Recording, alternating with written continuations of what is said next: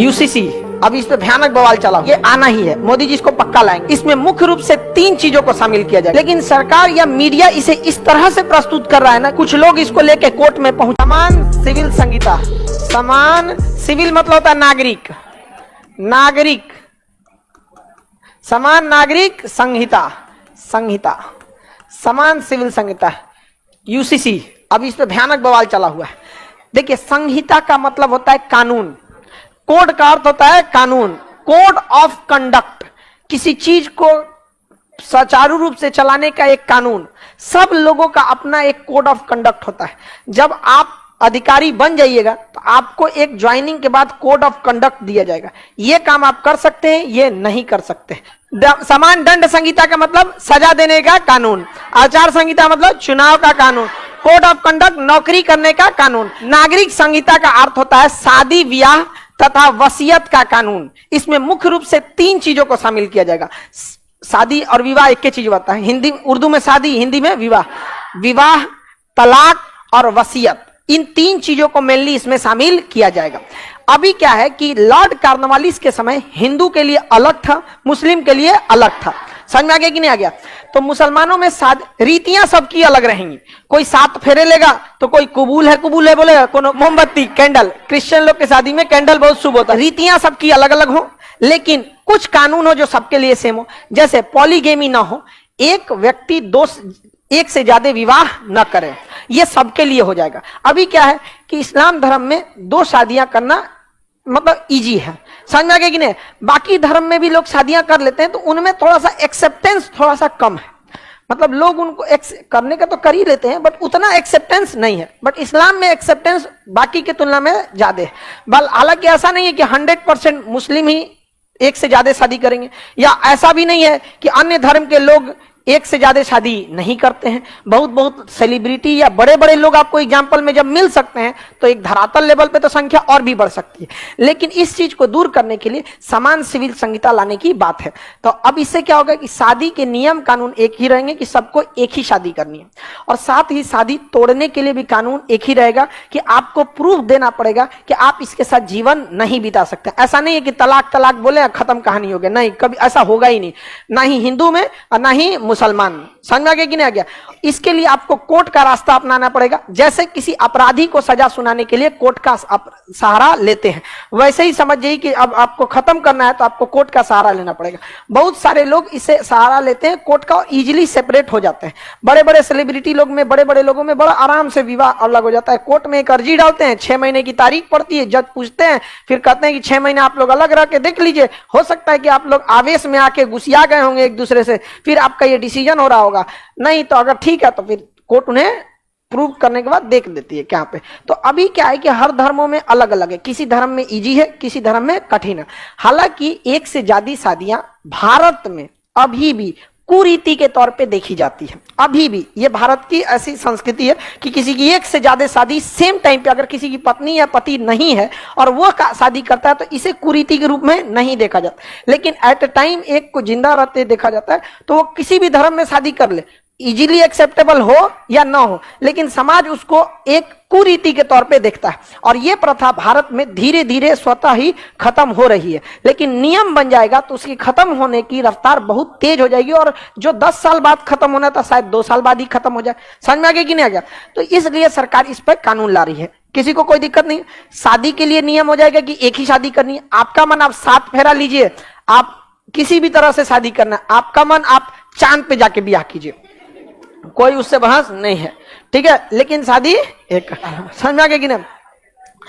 तलाक के भी नियम सेम रहेंगे, किसी को कोई दिक्कत। वसीयत के नियम भी सेम हो जाएंगे। वसीयत यानी उत्तराधिकार। भारत में क्या है कि बहुत लंबे समय से हिंदू समाज में वसीयत में, उत्तराधिकार में महिलाओं का अधिकार नहीं था, लेकिन इधर कुछ सालों में महिलाओं को अधिकार दे दिया गया। अलग अलग राज्य ने अपने अपने हिसाब से दे दिया, लेकिन एक सेंट्रल गवर्नमेंट को लाना पड़ेगा ना। तो ये हिंदूइज्म में नहीं था, लेकिन इस्लाम में ये नियम था, बट फॉलो नहीं होता था। कोई कहीं कहीं फॉलो होता था, 1-8% में, लेकिन फॉलो नहीं। क्यों? क्योंकि यहाँ मेजॉरिटी हिंदू धर्म के लोग हैं। तो बहुत सारा कल्चर जो होता है ना, आदमी एक दूसरे से एडॉप्ट कर लेता है। अक्सर देखिएगा किसी भी धर्म का रहता है, मिलता है नमस्ते, समझ में आ गया कि नहीं आ गया? और अगर मेजोरिटी अगर बहुत ज्यादा, अब दिल्ली मुंबई में जाइएगा, गुड मॉर्निंग, आप कल्चर एडॉप्ट इस आधार पे नहीं करते हैं आपका धर्म क्या है, बल्कि कल्चर इस बात पे जाता है कि मेजोरिटी लोग क्या है। समझ में आ गया कि नहीं आ गया? किसी को कोई दिक्कत? हम लोग जब थे अपने ग्रुप में कोई किसी भी धर्म का मिलता, जय हिंद जय हिंद, एकदम यहाँ पर बढ़िया। एनसीसी में जाइएगा, कहाँ पे राम राम साहब, पीटी के ड्रेस में है तो राम राम सर, ड्रेस पहने जय हिंद सर। समझ में आ गया कि नहीं? तो कल्चर मेजोरिटी पे भी डिपेंड करता है। तो ऐसा इस्लाम धर्म में था, हिंदू धर्म में भी इधर जोड़ दिया गया, बट क्या है ना कि अभी इसको देखिएगा, अभी एक्सेप्टेबल नहीं है। मतलब आप में से कितने लोग बहन लोग को ऐसा सुने होंगे कि जो भाई में रिश्ता लिया, भाई के जमीन में भी अपना हिस्सा मांगा है? बहुत कम। एक आध सुन, जो ले लेता है उसका नैयर छूट जाता है, उसका नैयर छूट गया काम से। यहाँ पर समझ आ रहा है कि नहीं आ रहा? तो ऐसा हो भी जाता है, बहुत लोग ले भी लेते हैं। तो भारत में इसकी क्या होगी, अब एक कानून बन जाएगा कि लड़का का भी अधिकार, लड़की का भी अधिकार। एक शादी चाहे किसी भी मजहब के रहेंगे आपको करना है, 2 शादियां आप नहीं कर सकते। कुछ उसके लिए कानून बनेगा। हो सके तो शुरुआत में इसके लिए कोई सजा का प्रावधान नहीं रहेगा, बल्कि आपके कुछ चीजों को रोक दिया जाएगा। हो सकता है कि आप 2 शादी करें तो वोट डालने जैसे चुनाव लड़ने का अधिकार रोका जाए, फिर अगले 10 साल बाद इसे और कठोर किया जाए। अचानक कठोर नहीं लाया जाता है कानून में, हमेशा ये चीज रहा है। समान सिविल संहिता का अर्थ समझ में आएगा? शादी ब्याह के लिए नियम कानून का समान होना। इससे समस्या कहां आएगी समझिए, हमारे समाज में आज भी इस चीज को एक्सेप्ट नहीं किया जा रहा है कि बहन का भी जमीन में हिस्सा हो, और इसे एक्सेप्ट करने में 30 से 40 साल लग जाएगा, क्योंकि कुछ लड़कियां उस हिस्से को लेंगी और कुछ नहीं लेंगी। लेकिन भाई पक्का लेता है। भारत में जमीन विवाद का आधे से ज्यादा जमीन विवाद किसी दूसरे से नहीं है, भाई भाई में।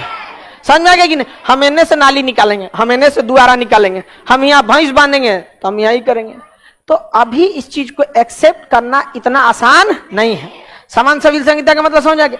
इसमें सबसे ज्यादा बाधा खुद सरकार को आएगी। इसे लाने में खुद सबसे बड़ी बाधा क्या आएगी? सरकार को आएगी। लेकिन सरकार या मीडिया इसे इस तरह से प्रस्तुत कर रहा है ना कि भारत बदल जाएगा, अखंड भारत का निर्माण हो जाएगा, समान सिविल संहिता आ जाएगी तो ग्लोबल वार्मिंग कम हो जाए। ऐसा कुछ नहीं होने वाला है। समझ में आ गया? एनआरसी के समय भी ऐसा ही था, ऐसा लग रहा था देश रुक गया है यहाँ पे। ऐसा कुछ नहीं होने वाला है। महिलाओं को अधिकार दे दिया जाएगा, आप अपना जमीन ले सकते हैं। समझ में आ गया कि नहीं? भाई लोगों से आपसे भी है, फ्यूचर ये आना ही है, मोदी जी इसको पक्का लाएंगे, बट इसको ना थोड़ा राजनीतिक मुद्दा हो जाएगा। ये आप लोगों से भी है, आपकी जो बहन होगी उसका भी अधिकार जोड़ दिया जाएगा। लेकिन बहुत सारी बहनें उस जमीन को नहीं लेती हैं, तो उसको ऑन पेपर लिखवा लीजिएगा कोर्ट में जाके, नहीं तो पता चला कि 10 साल बाद आपकी बहन में और आपके गृह मंत्रालय में हो गया बवाल, तो चले गए हमारा हिस्सा हो लो, ले क्या, भले हम दान दे दे तो, लेकिन ले तो।